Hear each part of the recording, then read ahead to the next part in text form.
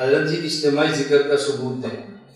حضرت ابو ہریرہ رضی اللہ تعالیٰ عنہ سے روایت ہے کہ رسول اکرم صلی اللہ علیہ وسلم نے ارشاد فرمایا لا یقعد قوم یذکرون اللہ، جب ایک قوم پوری جماعت اللہ کا ذکر شروع کرتی ہے تو حفتہم الملائکہ، ملائکہ ان کو چاروں طرف سے گھیر لیتے ہیں، غشیتہم الرحمہ، ان پر خدا کی رحمت آتی ہے، نزلت علیہم السکینہ، دلوں کو اطمینان اور سکون نصیب ہوتا ہے، وذکر اللہ فی من عنده، اور جو اللہ کے پاس ملائکہ ہیں اللہ ان میں ان کا ذکر فرماتے ہیں۔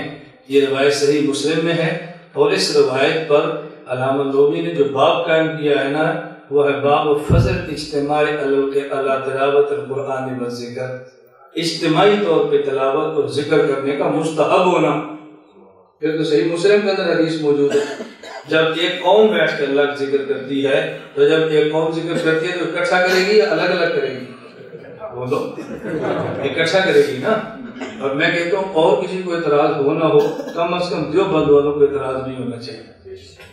اس کی وجہ حضرت مولانا احمد علی لاہوری رحمۃ اللہ علیہ ذکر فرماتے اور اونچا جہرن، نمبر 2 اکیلے نہیں اجتماعی، نمبر 3 گھر میں نہیں مسجد میں، اونچا اور اجتماعی اور مسجد میں، اور وفات کے بعد ان کی قبر سے خوشبو آئی۔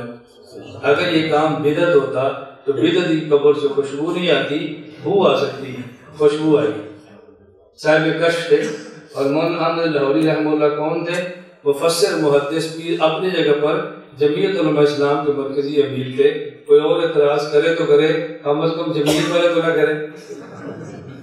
ان کو تو خوش ہونا چاہیے کہ ہمارے بھی صاحب کا کام تھا اور مولانا گمر صاحب کا کام، اور تم ہی پریشان ہو جاؤ کہ مولانا صاحب کیوں کام کر رہے ہیں، تمہارا میں کیا رونا رہوں گا۔ میری بات سمجھ آ رہی؟